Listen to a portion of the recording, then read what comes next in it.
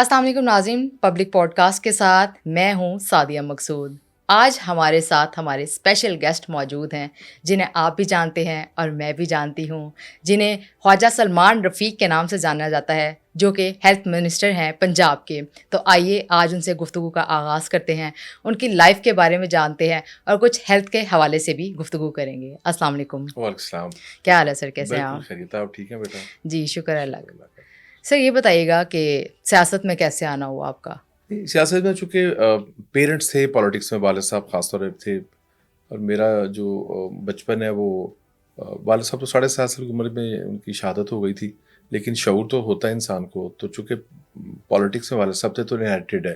फिर वालिदा ने भी 1985 में इलेक्शन लड़ा, और अम्मी असेंबली की मेंबर हुई पंजाब असेंबली की, और लाहौर से पहली खातून थी जो पंजाब असेंबली की मेंबर हुई। तो पॉलिटिक्स तो रग और रग में है और खून के हर कतरे में है। ठीक है।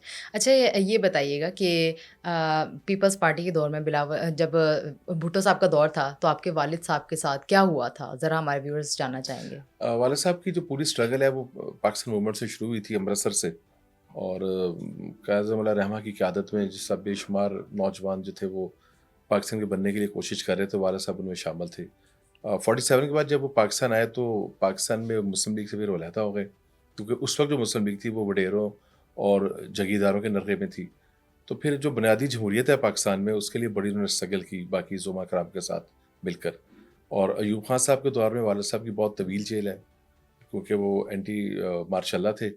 तो कुछ 3 साल रहे वो जेल में। एक जेल उनकी 2.25 साल की है, एक उनकी 1.25 साल की है। और मैं बहुत छोटा था, जो पहली जेल थी उनकी वालदा की गोद में था, चंद माह का। जब वो आए तो मेरी एज को 3.25 साल हो चुकी थी। तो फिर 1972 में जब 1 साल मुकम्मल हुए थे पाकिस्तान पीपल्स पार्टी की गवर्नमेंट को, भट्टो साहब की गवर्नमेंट को, तो वालिद साहब को असेंबली के पीछे ना शहीद कर दिया गया। एक जुलूस था, उनकी अपनी जमात थी जो उन्होंने अपनी शहादत से कोई 1 साल पहले बनाई थी। पहले वो नवाबजाद नसरुल्लाह खान साहब के साथ थे, तो फिर उनकी अपनी जमात थी पाकिस्तान इत्तेहाद पार्टी। उसका और असर खान साहब मरहूम का जो तहरीक इस्तक़लाल थी, जुलूस निकाला था उन्होंने नीला गुंबद से चेरिंग क्रॉस तक, और जुलूस था बांग्लादेश शाह मंसूर पे। तो सारे रास्ते जो पीपल्स गार्ड के लोग थे वो अटैक करते रहे, और फिर असेंबली की बैक पर जब वो अपने दीगर वर्कर्स के साथ शहर की तरफ जा रहे थे, घर की तरफ, तो फिर उन पे अटैक किया गया और बुलेट्स लगी उनको, और मौके पर उनकी शहादत हो गई। तो बचपन बड़ा तलख़ है इस वाले से। बहरहाल एक बच्चा 7 साढ़े 7 साल का हो, एक भाई 9 साढ़े 9 साल का, और वालदा की जो शादी थी वो भी कोई 11-12 साल रही थी। तो वो फिर बचपन बड़ा सख्त काटना पड़ा हमें। तो फिर वालदा ने बड़ी सख्त तरबियत की। वालदा ने माँ भी थी, बाप भी थी, टीचर भी थी। तो अम्मी ने बहुत स्ट्रगल की लाइफ। तो उस वक़्त पीपल्स पार्टी के जो हालात थे, जो ख़यालात थे, क्या आप उनसे मुत्तफ़िक हैं? नहीं, उस वक्त ज़ाहिर है कि मेरे वालिद जो थे वो एक बढ़ेरिज़म के ख़िलाफ़ थे, और पाकिस्तान पीपल्स पार्टी जो उस वक्त की थी उसके साथ उनका बिल्कुल एक सियासी जो था वो इख्तलाफ था, और उसी इख्तलाफ की बुनियाद पे उनको फिर शहीद किया गया। तो उस वक्त की जो ज़ाहिर है कि पीपल्स पार्टी है, उसके तो हम बहुत बड़े नाक़द थे। और वालिद साहब की शहादत के बाद भी बहुत कोशिश की गई उस वक्त की गवर्नमेंट की तरफ से कि चीज़ों को सेटल किया जाए, लेकिन मेरी वालदा ने फिर कंप्रोमाइज़ नहीं किया। और केस पर हम लड़ते रहे अदालतों में, गवाह वगैरह बैठ गए, हम बहुत छोटे थे। वो एक बड़ी बड़ी तवील अलमनाक दास्तान है। तो फिर हमें इंसाफ तो ना मिल सका उस वक्त की अदालतों से, लेकिन हमने कंप्रोमाइज़ नहीं किया, और हमने जो भी जितनी भी हमारी हैसियत थी थोड़ी या ज़्यादा, हम नाक़द के तौर पे रहे पूरे उनका जो दौर था हुकूमत का। वालिद साहब के बगैर कैसा गुज़रा आपका बचपन? वालिद तो एक शफ़क़त है, एक माँ और बाप, अल्लाह ताला ने एक ऐसा खूबसूरत रिश्ता बनाया कि वो दुनिया जहान के हर मुल्क के लिए, हर इंसान के लिए एक अल्लाह की रहमत है। और वालिद के बगैर ज़ाहिर है कि आपकी शख़्सियत में खला रह जाता है, और फिर इतनी छोटी उम्र अगर वालिद का साया सर से उठ जाए तो मुश्किलात आती हैं, माशी भी आती हैं, माशरती भी आती हैं, और फिर उनको फ़ेस करना पड़ता है। तो असल फ़ेस मेरी खैर वालदा ने किया, क्योंकि हम तो बहुत छोटे थे, और भाई चूँकि बड़े थे, मुझसे 2 सवा 2 साल बड़े थे, 9.5 साल उनकी उम्र थी, लेकिन उनके अंदर उससे भी बड़ी मैच्योरिटी थी। तो फिर मेरे पे चूँकि शेल्टर था वालदा का, बड़े भाई का, तो मुझ तक असरात ज़रा कम आते थे। तो मेन फ़ेस जो थी वो वालदा करती थी और भाई करते थे। ठीक। अच्छा ख्वाजा से भी बताइएगा कि ख्वाजा साद रफ़ीक साहब आजकल क्यों एक्टिव नहीं हैं नून लीग में?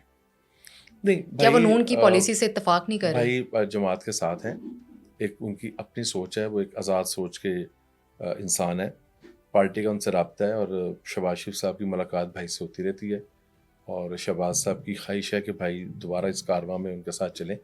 तो भाई तंज़ीमी हवाले से या कोई स्पेशल टास्क है वो पार्टी का कर रहे हैं, لیکن کچھ تھوڑا سا انہوں نے کاروبار پہ بھی توجہ کیا، کیونکہ پچھلے دور میں جو عمران خان صاحب کا دور تھا ہمیں بہت بری طرح وکٹمائز کیا گیا تھا ہم دونوں بھائیوں کو، اور ہمارے کاروبار کو ناقابل تلافی نقصان پہنچایا گیا تھا. تو وہ تھوڑا سا ان کی آج کل فوکس کاروبار پہ بھی ہے اور کچھ تھوڑا ریسٹ بھی بھائی کر رہے ہیں. اچھا، چونکہ لا اینڈ آرڈر بھی آپ کے انڈر ہے، پی ٹی آئی بار بار جلسوں کی اجازت مانگتی ہے، کیا سمجھتی ہے انہیں جلسوں کی اجازت کیوں نہیں دی جاتی؟ دیکھیں ان کو پہلے بھی ہم نے اجازت دی ہے، پچھلے سال بھی آپ دیکھیں تو اجازت کے بغیر جو ان کی شورٹی ہوتی ہے اس پہ وہ کبھی بھی نہیں چلتے. جو ایک پرفارما ہے کسی بھی پولیٹیکل پارٹی کے لیے، چاہے وہ تحریک انصاف ہے، وہ مسلم لیگ نون ہے، کوئی مذہبی جماعت ہے، ہر حکومت کا یہ کوشش ہوتی ہے کہ امن و مان ہو، خدا نہ خواستہ اللہ نہ کرے ان کو بھی کوئی نقصان نہ پہنچے. کیونکہ اس وقت جو تھریٹ الرٹ ہے پورے پاکستان میں وہ تو بہرحال ہے، جو بلوچستان کی صورتحال ہے، کے پی کے کی صورتحال ہے.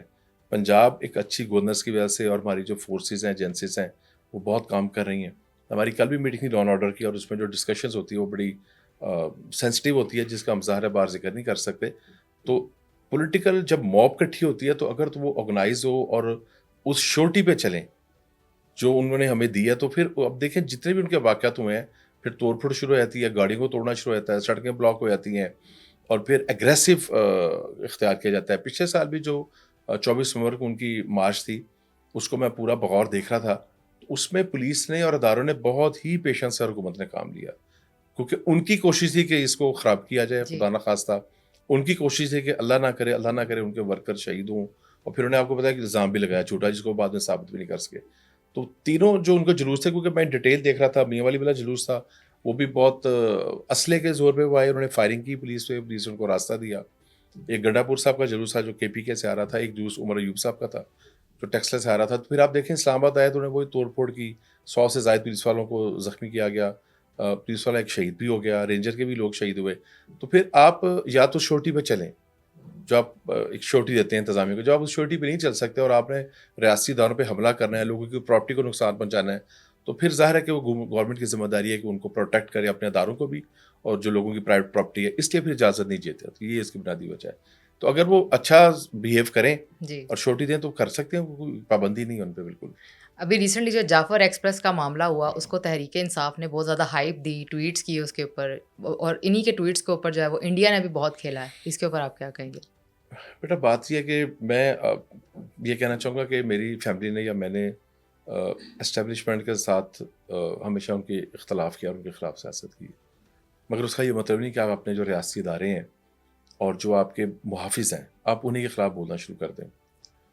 میں آپ کو ایک بات بتاؤں کہ اس وقت جو صورتحال ہے افغانستان سے خاص طور پہ، پھر بلوچستان میں اور کے پی کے میں بعض عناصر ہیں، یہ فورسز ہی ہیں جو پروٹیکٹ کر رہی ہیں پاکستان کو، اور روزانہ آپ دیکھیں کہ اپنی جانوں کی نذرانہ پیش کرتے ہیں، چاہے وہ ہماری فوج ہے، پولیس ہے، رینجر ہے، یا جتنی بھی لا انفورسمنٹ ایجنسیز ہیں. بلوچستان میں جو اس کا فائدہ اٹھانے کی کوشش کی وہ بڑا افسوسناک ہے. میں سمجھتا ہوں کہ عمران خان صاحب نے جو ٹریننگ ان کو کرنی چاہیے تھی اپنے یوتھ کی بالخصوص، وہ انہیں ٹھیک نہیں کی. وہ کوئی بھی آپ کوئی سچی بات کریں وہ ایک دم ٹرولنگ شروع کر دیں گے. وہ ایک ایسا بریگیڈ بن گیا ہے جو کالم گلوچ بریگیڈ ہے، وہی سوچے سمجھے بغیر اس کا فائدہ انڈیا اٹھائے گا، اس کا فائدہ کوئی اٹھائے گا، ان کو اس سے کوئی پرواہ نہیں ہے. ملک میں اسٹیبلٹی ہوتی ہے یا اسٹیبلٹی نہیں ہوتی، ان کو اس سے کوئی پرواہ نہیں ہے. ہر واقعے پہ جعفر ایکسپریس سمیت اس کو اس طریقے سے اس کو پیش کیا گیا کہ انڈیا نے اس کا فائدہ اٹھایا. اور انڈیا کو بھی یہ سوچنا چاہیے تھا کہ خدا نخواستہ یہ واقعات وہاں بھی ہو سکتے ہیں، ہمیں کوئی خوشی نہیں ہے. تو کسی ملک میں اگر ایسا واقعہ ہو رہا ہے جس میں ملوث بھی شواہد آپ کی طرف آ رہے ہیں، تو اس قسم کی پھر کرنا اس کا میرا خیال ہے کہ انتہائی نامناسب ہے. افسوسناک ہے کہ ہمارا ہمسایہ ایک ایسا ملک ہے جس نے ہمیں تسلیم نہیں کیا اور جس کی پوری کوشش ہے کہ ہمیں انسٹیبل کرے. لیکن تو ہماری اپنی یہ بحثیت قوم اور بحثیت معاشرہ ذمہ داری ہے ساری پولیٹیکل پارٹیز کی، خاص طور پہ کہ وہ ایک کم از کم اداروں کی جو عزت احترام کریں. عدالتیں ہیں، فوج ہے، پولیس ہے، اداروں کی عزت کرنی چاہیے ہمیں. ٹھیک ہے. اچھا، قومی سلامتی اجلاس ہوا اور اس میں اپوزیشن نے بائیکاٹ کر دیا، کیا سمجھتے ہیں آپ کو انہوں نے ٹھیک کیا ہے؟ اپنے لحاظ سے انہوں نے ٹھیک کیا ہے، قوم کے لحاظ سے انہوں نے ٹھیک نہیں کیا. آپ دیکھیں بیٹا، جب پرائم منسٹر بنے تھے عمران خان صاحب اور مساق معیشت کے لیے ہاتھ بڑھایا گیا تھا تو انہیں ہاتھ جھٹک دیا تھا. آپ کو پتہ ہے کہ وہ تو ہاتھ بھی نہیں ملاتے کسی سے. سو تحریک انصاف کی جتنی پالیٹکس ہے نا، وہ تو خان صاحب کی پالیسی ہی چلتی ہے. ہماری پارٹی میں ہم بحث بھی کرتے ہیں قیادت سے، ڈفرینس آف اوپینین بھی ہوتا ہے. ایک ڈیموکریٹک پارٹی ہے، ظاہر ہے کہ قیادت ہے ہمارے لیے قابل عزت ہے، لیکن ہم اپنی رائے پوری دیتے ہیں، برملا اظہار کرتے ہیں. بعض کا ہم ان کی بات مان لیتے ہیں، بعض کا وہ اکثریت کی بات مان لیتے ہیں. ایک پارٹی کا ایک ماحول ہوتا ہے. پی ٹی آئی میں تو جو سوچ چل رہی ہے، آپ دیکھیں جو ان کے جتنے وزیر اعلیٰ آئے ہیں، گنڈا پور صاحب کا دیکھ لیں، حالات یہ ہیں کہ ان کا اپنے صوبے میں کام نہیں ہو رہا، ریفارمس نہیں ہو رہی، لیکن وہ وفاق پہ چڑھائی کر دیتے ہیں. تو اس قسم کی جو صورتحال ہے وہ تو عمران خان صاحب خود اس کے ذمہ دار ہیں، انہی کی انسٹرکشنس ہیں، اور انہی کی انسٹرکشن پہ پارٹی جب کام کرتی ہے، چاہے اداروں کے خلاف ہے یا ملکی سالمیت کے خلاف ہے، تو وہ تو ذمہ داری براہ راست خان صاحب پہ ہے. ان کو ٹریننگ جو اپنے لوگوں کی کرنی چاہیے تھی انہوں نے نہیں کی. ہار صورتحال یہ ہے کہ ان کے جو لوگ ہیں، ان کے جو یوتھ ہے، وہ بہت ہی ان کا اگریسو رویہ ہے. تو پالیٹکس میں اگریسو رویہ نہیں ہونا چاہیے، ایک دوسرے کی بات کو سننا چاہیے، برداشت کرنا چاہیے. محنت اپنی ہے، کام اپنا ہے، ووٹ لوگوں نے دینا ہے. تو اپنی کارکردگی کی بنیاد میں ووٹ لینا چاہیے، جھوٹے الزام لگا کے ہمیں ووٹ لینے نہیں چاہیے. غلط خبروں کے حوالے سے پیکا ایکٹ تو لاگو کر دیا گیا ہے، لیکن جو ٹویٹس کیے جاتے ہیں تحریک انصاف کی جانب سے یا اپوزیشن کی جانب سے، جو اس طرح کے ٹویٹس کیے جاتے ہیں جو وائرل ہو رہے ہیں، اے آئی امیجز کریٹ کی جا رہی ہیں، کیا لا اینڈ آرڈر اس کے اوپر بھی کوئی لا لے کے آ رہا ہے؟ نہیں، قانون سازی اس پہ کی گئی ہے، ایف آئی بھی بہت ایکٹیو ہے، دیگر ادارے سے بہت ایکٹیو ہیں، اور جس حد تک ممکن ہو سکتا ہے ان کو کنٹرول کرنے کی کوشش کی جاتی ہے. لیکن کچھ ذمہ داری انسان کی اپنی بھی ہوتی ہے. ہم کہیں کہ ساری ہی ذمہ داری اداروں کی ہے، یا ساری ہی جیسے واسطہ یا صفائی کا انتظام ہے، ہم کہیں کہ صفائی ساری کمپنی کر سکتی ہے. نہیں، صفائی کرنے سے نہیں ہے، صفائی رکھنے سے ہے. میں اپنے گھر کو صاف رکھوں گا، میں اپنی سڑک گلی کو صاف رکھوں گا تو وہ صاف ہوگا، نہیں رکھوں گا پھینکتا رہوں گا، کون ہے جو ہر وقت اٹھاتا رہے گا. اسی طرح آپ جب سوشل میڈیا پہ تحریک انصاف کے لوگ نیگیٹیوٹی کرتے ہیں پاکستان کے حوالے سے یا اداروں کے حوالے سے، تو کچھ ذمہ داری بحیثیت جماعت ان کی بھی ہے. تو ادارے تو اپنا ظاہر کام کرتے ہیں کہ ان کا کہیں اسٹرکٹ ہوتے ہیں، کہیں وہ لینیٹ ہوتے ہیں. تو بہرحال ان کو خود بھی ذمہ داری کا احساس کرنا چاہیے، کچھ ذمہ داری اپنی بھی ہے. ٹھیک. اچھا، ملک احمد خان بچڑ جو ہر بار پنجاب اسمبلی میں ایک ہی گفتگو کرتے ہیں اور کہتے ہیں کہ نون لیگ جو ہے وہ عمران خان سے ڈرتی ہے اور انہیں باہر نہیں آنے دیتی، تو اس کے پیچھے کیا وجوہات ہے؟ اپوزیشن لیڈر مالک صاحب ایک اچھے شخص ہیں، میرا ان سے بہت احترام کا تعلق ہے. لیکن ظاہر ہے کہ جس جماعت میں وہ چلے گئے ہیں، وہ ان کی ٹون نہیں ہے جس ٹون پہ وہ بات کر رہے ہیں. وہ اس قسم کے بندے نہیں ہیں. وہ بڑا ایک سنجیدہ بردبار آدمی ہے، لیکن اس جماعت میں تو وہی اونچا ہوگا جو اس قسم کی گفتگو کرے گا. تو جو گفتگو نہیں کرے گا وہ پیچھے رہ جائے گا. جو انہوں نے ساری بات کی ہے ایک مختلف گورنمنٹس کے حوالے سے، وہ بالکل بیس لیس ہے، بے بنیاد ہے. اور میں سمجھتا ہوں کہ اپنے دور میں اگر آپ غور سے دیکھیں تو تحریک انصاف نے سوائے غربت اور محرومی کے اس ملک کو کچھ نہیں دیا. پاکستان اگر آج ڈیفالٹ سے بچا ہے تو وہ مسلم لیگ نون کا، پیپلز پارٹی کا اور دیگر الائی جو جماعتیں ان کا بہت بڑا اس میں کردار ہے. اگر 2022 میں چیزیں چینج نہ کی جاتی تو پھر پاکستان خدا نخواستہ ڈیفالٹ کی طرف جا سکتا تھا. آج معیشت کی صورتحال یہ ہے کہ پازیٹیو انڈیکیٹرز ہیں، اور انٹرنیشنل جو ادارے ہیں فائنینشیل وہ بھی اس کی گواہی دے رہے ہیں.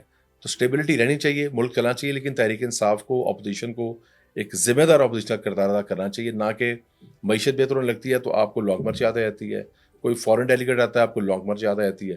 تو اس موقع پہ جس موقع پہ ملک کو بہتری کی ضرورت ہے اور اس کو ڈی اسٹیبلائز کرنے کی کوشش کی جاتی ہے، جو کہ بہت افسوسناک ہے. ٹھیک ہے. اچھا، قومی سلامتی اجلاس میں وزیر داخلہ محسن نقوی صاحب بھی نہیں تھے، تو اپوزیشن کو بڑا تنقید کا جو ہے وہ موقع مل گیا، اس پہ آپ کیا کہیں گے؟ نہیں، میرا خیال وہ ملک سے باہر تھے جہاں تک میری معلومات کا تعلق ہے. اگر ملک میں ہوتے تو وہ ضرور آتے. یہ ممکن نہیں ہے، ایز اے وزیر داخلہ ان کی ذمہ داری ہے امن و امان کی، اور اس کے لیے بخوبی وہ محنت بھی کر رہے ہیں. کرکٹ کنٹرول بورڈ میں بڑے ایکٹیو ہیں وزیر داخلہ کے طور پہ. ایز سی ایم انہوں نے بڑا اچھا کام کیا پنجاب میں. لیکن ظاہر ملک میں اگر نہ ہو تو پھر ممکن نہیں ہوتا. تو اس کو ہر چیز کو تنقید کا نشانہ نہیں بنانا چاہیے، پہلے چیزوں کو نا ریکنفرم کر لینا چاہیے. ٹھیک ہے. اچھا سلمان صاحب، بات کرتے ہیں کچھ ہیلتھ کے حوالے سے، کیونکہ ہمارے جو ویورز ہیں وہ بڑا اس پہ غور کرتے ہیں کہ صحت کا جو معاملہ ہے وہ بڑا امپورٹنٹ معاملہ ہوتا ہے. تو آپ کے ڈپارٹمنٹ سے شروعات کرتے ہیں، اسپیشلائزڈ ہیلتھ سے. آپ کے جو سیکٹری صاحب ہیں ان کے بارے میں ایک بات بڑی مشہور ہے کہ وہ گورا بیوروکریٹ ہیں، کیونکہ وہ میڈیا سے انٹریکٹ نہیں کرتے. تو اس کے پیچھے کیا وجوہات ہیں؟ علی جان سے کیسے کمپیئر کرتے ہیں نہیں، انہیں؟ دیکھیں دونوں کی اپنی اپنی کوالٹی ہے. میرا دونوں بالکل بھائیوں کی طرح ہیں. علی جان صاحب سے میرا بہت احترام کا تعلق ہے. عظمت صاحب سے میرا کوئی 18-20 سال کا تعلق ہے، جب وہ پی ایس او تھے شہباز صاحب کے، اور دونوں محنتی ہیں. علی جان صاحب نے چونکہ ایک بہت لمبا عرصہ اس میں کام کیا تھا تو ان کو بہت ایکسپیرینس تھا. عظمت صاحب نے لیکن بہت جلدی چیزوں کو سیکھا، لرن کیا. ہم اس وقت ریفارمس پہ جو کام کر رہے ہیں بڑی اچھی انڈرسٹینڈنگ سے کر رہے ہیں.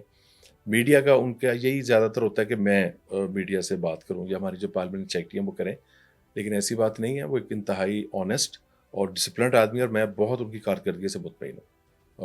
بہت اچھا کام کر رہے ہیں وہ. اچھا، جو 10 بڑے ہسپتال ہیں ان کے اوپر 10 ارب کی ابھی لائبلٹیز ہیں، اس کو کیسے جو ہے وہ ختم کیا جائے گا؟ دیکھیں بیٹا، لائبلٹی جو ہے نا وہ 2019 سے ہے. ہم نے اس کو بہت اس ایشو کو میڈیا نے ہم سے پوچھا، ہماری قیادت نے بھی ہم سے پوچھا، اس پہ ڈسکشن ہماری بہت رہتی ہے آپس میں. لائبلٹی پہلی بات ہے ہم نے سب کی پے کرنی ہے, ہم نے کسی کا پیسہ نہیں رکھنا. لیکن ڈپارٹمنٹ کا موقف یہ ہے کہ جو لائبلٹی ہے اس کو پراپر آڈٹ کر کے ریلیز کرنا ہے. کیونکہ جب ہم آڈٹ کرتے ہیں تو چیزیں کچھ نہ کچھ سامنے آنی شروع ہو جاتی ہیں, جس کی بنیاد پہ ہم لوگوں کو پیسے ریلیز کر رہے ہیں. اس سال ہم نے اربہ روپیہ ریلیز کیا ہے, اور لائبلٹی جو ہے وہ کم بھی ہو رہی ہے, اور وقت کے ساتھ ساتھ کم ہوتی جائے گی. ابھی ہم نے کوئی 5 بلین جو آخری کوارٹر کا تھا وہ بھی ریلیز کیا. تو ظاہر ہے کہ جب وینڈرس کو پیسے جاتے ہیں تو ان کا جو ہے نا بل کم ہوتا ہے. لیکن سوال یہ ہے کہ یہ 6-7 سال سے کیوں لائبلٹی ہے؟ ہر سال جو گورنمنٹ جو بھی تھی اس نے اس کو پے کو نہیں کیا. تو پچھلی گورنمنٹس نے اگر اپنی ذمہ داری ادا نہیں کی تو ہم نے اپنی ذمہ داری ادا کرنی ہے. پیسہ عوام کا ہے, ایک ایک پیسہ عوام کا ہے. وینڈرز ہمارے لیے قابل عزت ہیں, فارماسیوٹیکل انڈسٹری ہمارے لیے قابل عزت ہے, لیکن پروفیشنلزم جو ہوتا ہے نا اس میں تعلق اور دوستی ایک حد تک ہوتی ہے. پیسہ عوام کی امانت ہے, ہم بالکل پیسہ سب کو دیں گے, لیکن آڈٹ کے ساتھ ساتھ جو آڈر ہوتا جائے گا سب کو ریلیز ہوتا جائے گا. اور جب ہم آڈٹ کرتے ہیں, میں پھر کہنا چاہوں گا اس میں بہت سی چیزیں سامنے آتی ہیں, تو ہم نے پھر سب چیز کو دیکھ کے چلنا ہے ایز اے کسٹوڈین کے. میرا اور عظمت صاحب کی ذمہ داری ہے کہ جو پیسہ ہمیں اسمبلی نے بجٹ کے طور پہ دیا ہے اس کا ہر پیسے کی ہم حفاظت کریں. ٹھیک. اچھا, گزشتہ دنوں میں اسپتال میں ایک بڑا ناخوشگوار واقعہ پیش آیا, اور کچھ ذرائع سے سننے میں بھی آیا کہ سی ایم جو ہیں وہ آپ کی جو کارکردگی ہے اس پہ بڑا برہم ہوئی ہیں, غصہ کیا انہوں نے, اور وہ آپ سے مطمئن نہیں ہیں. کیا ایسا کچھ ہے؟ اچھا چلیے, پہلے آپ نے آپ کو کس نے کہا؟ سر یہ تو ذرائع کی خبریں ہیں تو ہم ہاں, ڈسکس نہیں آپ کر ذرائع کی سکتے. خبریں چھوڑ دیں. اب میری بہنیں چھوٹی بیٹی ہیں. بات یہ ہے اس جماعت میں میرا ایک طویل عرصہ گزرا ہے, میرا احترام کا تعلق ہے پارٹی قیادت سے, اور ان کا میرے ساتھ احترام کا تعلق ہے. جہاں تک ہیلتھ کی بات ہے, ہم آپ کو پتہ ہے میں نے پہلے ٹرینر پہ کام کیا, اور اللہ پاک کا شکر ہے کہ بغیر کسی اسپاٹ کے کیا ہے. مجھ پہ خدا نخواستہ کوئی الزام نہیں ہے کہ میں نے دیانت یا کردار کے وجہ سے کمپرومائز کیا. محنت کی ہے پورے پنجاب میں, پہلے شہباز صاحب کے ساتھ, اب میں سی ایم صاحبہ کے ساتھ کام کر رہا ہوں. اس دن بالکل اچھا نہیں تھا, اور وہاں کی جو لوکل مینجمنٹ تھی ان کا میں سمجھتا ہوں کہ رویہ تھا وہ ذمہ دارانہ نہیں تھا. ان کے علم میں تھا کہ سی ایم صاحب آ رہی ہیں, اگر اسٹور میں چیزیں موجود ہیں اور اسٹور سے چیزیں آپ وارڈوں میں نہیں دے سکتے تو ظاہر ہے کہ سی ایم برہم ہوگی. اور وہاں پہ لوگ تھے, انہوں نے بہت زیادہ شکایات کی. ظاہر ہے جو شکایات کی تو اسی کی پھر وجہ سے وہاں کی جو مینجمنٹ تھی اس کو فارغ کیا گیا اور نئے لوگوں کو ٹاسک دیا گیا. ڈپارٹمنٹ جو ہے وہ فائنینشیل ذمہ دار ہے, فائنینشیل سپورٹ جو ہم نے بجٹ کمٹ کیا اس ادارے کے ساتھ وہ ہم اس کو دے رہے ہیں. آگے پرکورمنٹ کرنی اس کی اپنی ذمہ داری ہے, کیونکہ پرکورمنٹ جو ڈسبرسمنٹ آفیسر ہے وہ خود وہاں کی مینجمنٹ ہے. ہم چیزوں کو مانیٹر کر رہے ہیں اور سسٹم انشاءاللہ بہتر بھی ہوگا. میو میں بھی انشاءاللہ 2-3 ماہ میں ادویات کی فراہمی بہت بہتر ہو جائے گی. سسٹم شروع کر دیا گیا ہے, پرکورمنٹ شروع کر دی گئی ہیں. ان کو ہم نے ٹاپ اپ کے طور پہ 40 کروڑ روپے اور دے دیا ہے, جو ان کا آخری کوارٹر کے پیسے وہ بھی ان کے حوالے کر دیے ہیں. تو اس سے اچھی مینجمنٹ ہم نے لگائی ہے, انشاءاللہ اس کا اچھا رزلٹ آئے گا. میو اسپتال کو اتنا بجٹ دیا جاتا ہے, چاہے تحریک انصاف کا دور ہے یا چاہے مسلم لیگ نون کا دور ہے, ہر دور میں ہی جو ہے وہ میڈیسنس کی سپلائی کا مسئلہ رہتا ہے, تو یہ مکمل طور پہ حل کیوں نہیں ہوتا؟ یعنی کہ برنولا اور مختلف جو میڈیسنز ہیں وہ تک ان کو باہر سے ریکمینڈ دیکھیے کی میں جاتی ہیں بتاؤں کہ پیشنٹس بیٹا, کو. ہاں یہ ایک ایشو ہے, آپ نے دوست کہہ رہی ہیں, یہ ہمارا کوئی ایٹیٹیوڈ ایشو بھی ہے جس کو ہمیں بہتر کرنا پڑے گا. چیزوں کی مانیٹرنگ ہم نے پہلی بات ہے بہت سخت شروع کر دی. اب ادویات کے لیے ان کو فنڈ فراہم کر دیا گیا, لیکن اس کی جو فالوئنگ اور اس کا جو اوور آل جو اس کو دیکھا جائے گا وہ ڈپارٹمنٹ سے دیکھا جائے گا. ہم ایک اسٹڈی شروع کروا رہے ہیں, اس پہ کچھ ٹائم ضرور لگے گا. اسٹڈی میں ہم پورے پنجاب کے جتنے بھی ہاسپٹلز ہیں ان کی انوینٹری اور ایچ آر کو ہم ریکارڈ کریں گے. اس کے بعد کارکردگی کو ریکارڈ کریں گے. میڈیسن کی جو ہماری اسینشیل لسٹ ہے, ایک ہسپتال میں ایک لسٹ ہے اور وہ اس کی تعداد سینکڑوں میں ہوتی ہے, اس کو بھی فالو اپ ہم شروع کر رہے ہیں کہ اس میں سے جو پیسے دیے تھے کتنی دوائی ملی کتنی نہیں ملی, جو آرڈر دیے تھے کتنے ڈلیور ہوئے کتنے ڈلیور نہیں ہوئے. اس کو ہم ایک اسٹڈی شروع کروا رہے ہیں, اس میں چند ماہ لگیں گے, لیکن اس کے بعد چیزیں نا بہت بہتر ہو جائے گی ہر ایک کے لیے, صرف ہمارے لیے نہیں. ایک سسٹم بن جائے گا, ایک سافٹ ویئر بن جائے گا. اس میں اب ہمیں بتائیں ایل پی ایک آپ کو پتا بہت بڑا مسئلہ ہے, لوکل پرچیز, اور ایل پی باہر کرنی بھی پڑتی ہے, لیکن ایل پی میں شکایات بھی آتی ہیں. تو ہم نے اس میں یہ کیا کہ جو اسٹور میں چیز موجود ہے وہ اس ایل پی کا جو سافٹ ویئر ہے اس میں فیڈ ان ہے. اب دوائی وہ باہر سے نہیں آ سکتی, وہ آرڈر ہی نہیں ہوگا جو دوائی آپ کے پاس اسٹور میں موجود ہے. تو ہم ایسے ایسا لاکس لگا رہے ہیں, اور میرا خیال ہے کہ ہمارے ڈاکٹرس کو نرسز کو بھی یہ ان کی ذمہ داری ہے کہ جو چیز آپ کے پاس موجود ہے وہ آپ کو باہر لکھ کے نہیں دینی چاہیے, اور جو چیز اسٹور میں موجود ہے ایم ایس ایس کی ذمہ داری ہے کہ اس سپلائی چین مینجمنٹ اپنی بہتر کرے, اور ہم سختی سے ان کو ہدایات دے رہے ہیں اس بارے میں. نرسز کی آپ نے بات کی, کیا نرسز کو میرٹ پہ ہائر کیا جاتا ہے؟ کیونکہ انجیکشن لگاتے وقت ان سے کوتاہیاں ہو جاتی ہیں, جیسے ریسنٹلی انجیکشن کا واقعہ بھی پیش آیا. نرسز ایک بہت ہی پاکستان کا اہم ایشو ہے, اور ہم نے اس پہ بہت کام کیا ہے. میں آپ کو 2-3 منٹ پہ بولنا چاہوں گا. نرسز آپ کے علم میں ہے, آپ ہیڈ بیٹ بھی کرتی رہی ہیں کہ پہلے میٹرک کے بعد ڈپلوما تھا, تو انٹرنیشنل مارکیٹ میں بھی نرسز کی مانگ ہے. پھر پاکستان بھی ظاہر ہے وقت کے ساتھ ساتھ اس میں تعلیم و تربیت کے حوالے سے ایک بہتری اور امپرومنٹ ہو رہی ہے. تو ہم نے اب ایف ایس سی کے بعد 4 کا BSN ہے, ہمارے 44 کالجز ہیں پورے پنجاب کے, جن کی لیبس کو، تھیٹرز کو، سب ایک چیز کو یعنی بہتر کیا گیا ہے تاکہ ان کی جو کیپیسٹی بلڈنگ کا بہتر ہو. نرسری ٹریننگ تو بہت سخت کی جاتی ہے اور ایک بہت بڑی تعداد ہے نرسز کی جس کو ہم اسکل کرتے ہیں. ہمارے سرکار میں بھی جاتی ہیں اور پرائیویٹ میں بھی جاتی ہیں. میرے اس کا واقعہ بہت افسوسناک ہے، جلدی کا واقعہ ہے. میں نے اس میں جو اسٹیٹمنٹ دی تھی، آپ دیکھ رہے ہیں چیزیں وہی ثابت ہوئی ہیں. میرا کیا ایکسپیرینس ہے، میں نے کہا تھا کہ ہیومن ایرر ہے، یہ ڈرگ ریئیکشن ہی مجھے لگ رہا. اور اب جو ایک دن پہلے رپورٹ آئی ہے کلچر کی بھی، اس میں چیز واضح ہو گئی ہے کہ جو پاؤڈر تھا اس میں ایسا محلول مکس تھا جو کہ بہتر نہیں تھا. تو ٹریننگ کے حوالے سے جب بھی ایسا واقعہ ہوتا ہے ہم لیٹر بھی ڈالتے ہیں، ان کی کیپیسٹی بلڈنگ بھی کرتے ہیں، لیکن آپ دیکھیں کہ یہی بچیاں نرسز اور ڈاکٹرز جو ہیں لاکھوں لوگوں کو علاج مہیا کر رہے ہیں، اور یہی بچیاں جو ہیں وہ لاکھوں کی تعداد میں انجیکشن ہر مہینے لگا رہی ہیں. تو اس پہ بعض کا ہیومن ایرر آ جاتا ہے جو کہ اصولی طور پہ آنا نہیں چاہیے. تو یہ کچھ ذمہ داری ہیومن سورس کی اپنی بھی ہے کہ وہ جو اس کو ایک ایس او پی کے مطابق دیا گیا ہے انجیکشن کو اسی محلول کے ساتھ لگائے، وہ اس کے ساتھ نہ لگائے جس سے خدا نخواستہ ریئیکشن کا خطرہ ہے. اچھا، لفٹس کے جو معاملات پیش آ رہے ہیں، 10 نرسوں کی ٹانگیں جو ہیں وہ ٹوٹ گئیں، ان کے مسئلے مسائل بنے، تو اتنے بڑے ہسپتال ہیں سرکاری، ان میں لفٹس کے مسائل کیوں رہتے ہیں؟ اور اس وقت کے جو H O D M S تھے ان کو بھی جو ہے اس کے اوپر کیا انکوائری کی گئی ہے اس کے حوالے سے؟ دیکھیں وہ جو لفٹ ہے نا، اس میں افسوسناک واقعہ پیش آیا. وہ لفٹ لگائی تھی فرینڈز آف میو نے. وہ ڈاکٹرز جو پاکستان سے باہر ہیں اور میو ہاسپٹال کنگ ایڈورڈ کی مدد کرتے ہیں، اور اس میں بنیادی طور پہ تو آپریٹر موقع پہ موجود نہیں تھا. اگر موقع پہ موجود ہوتا تو پھر 7 یا 8 کی جو کیپیسٹی تھی اس میں زیادہ لوگ نہ بیٹھتے.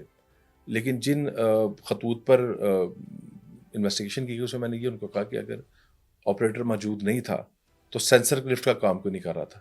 تو اس کی بنیاد پہ جو رپورٹ آئی، ہم نے پورے پنجاب کی جتنے بھی ہسپتال کی لفٹس ہیں ان کو ہدایات جاری کی ہیں کہ ان کے سینسر کو ایک ایک چیز کو چیک کریں. اگر آپریٹر نہیں بھی ہے اور سینسر کام کر رہا ہے تو وہ تو پھر موو نہیں کرے گی لفٹ.